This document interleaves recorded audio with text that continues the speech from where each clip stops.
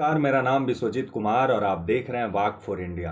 कल जिस तरह से भारत का सुप्रीम कोर्ट भारत के चुनाव आयोग पर टिप्पणी करते हुए कहा कि क्या हम भारत में वैसे चुनाव आयोग का निर्माण कर सकते हैं जो चुनाव आयोग प्रधानमंत्री का भी जांच करने से पीछे ना हटे। और ये बात सही भी है, क्योंकि कोई भी लोकतंत्र के लिए निष्पक्ष चुनाव उस लोकतंत्र की खूबसूरती होती है। निष्पक्ष चुनाव के बिना वो लोकतंत्र अधूरा है। लेकिन भारत के परिप्रेक्ष्य में देखा जाए तो भारत का चुनाव आयोग हमेशा से ही सत्ता के अधीन रहा है। लेकिन एक समय ऐसा भी भारत में आया था जब चुनाव आयोग का तारीफ भारत में ही नहीं पूरे विश्व में होता था, और उस समय था टी.एन. शेषन साहब का, जिनसे सत्ता में बैठे बड़े बड़े मंत्री, नेता, विधायक सब डरा करते थे, क्योंकि उनका काम ही ऐसा था और जिसके वजह से उनके राजनीति में बहुत सारे विरोधी भी पैदा हुए, लेकिन उनसे उनको कोई फर्क नहीं पड़ा। लेकिन उनके बाद भारत में वैसा मुख्य चुनाव आयुक्त देखने को नहीं मिला भारत के चुनाव आयोग में। और सुप्रीम कोर्ट का भी यही कहना था कि क्या टी.एन. शेषन जैसा मुख्य चुनाव आयुक्त भारत में बनाया जा सकता है कभी।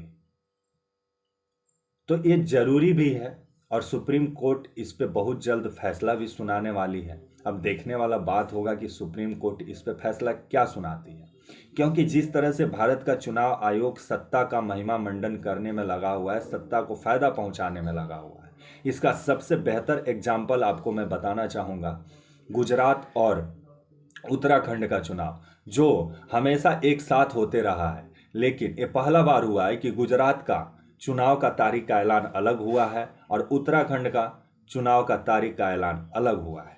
तो इसी से आप अंदाजा लगा सकते हैं कि किस तरह भारत का चुनाव आयोग सत्ताधीशों को फायदा पहुंचाने में लगा हुआ है और सिर्फ कमियां और गलती और आचार संहिता का उल्लंघन चुनाव आयोग को विपक्ष में ही दिखता है, लेकिन सत्ता में कभी नहीं दिखता है।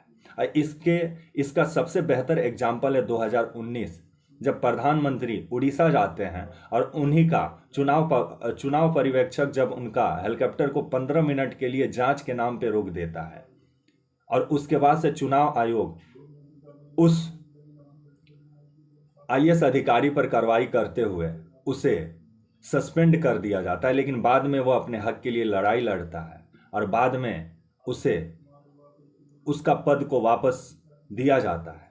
लेकिन जिस तरह से चुनाव आयोग का कार्यशैली भारत में सामने आ रहा है कि सिर्फ सत्ता को ही फायदा पहुंचाना और विपक्ष में ही कमी देखना है, ये किसी भी लोकतंत्र के लिए सही संकेत नहीं है, जिस पे सुप्रीम कोर्ट संज्ञान लिया है और सुप्रीम कोर्ट इस पे अपना फैसला सुरक्षित रखी हुई है। अब आने वाला समय ही बताएगा कि भारत का चुनाव आयोग राजनीति से ऊपर उठ के लोकतंत्र को खूबसूरत बनाने के लिए चुनाव करता है या राजनीति का ही महिमा मंडन और सत्ता का ही महिमा मंडन करने में लगा रहेगा। ये तो आने वाला समय बताएगा।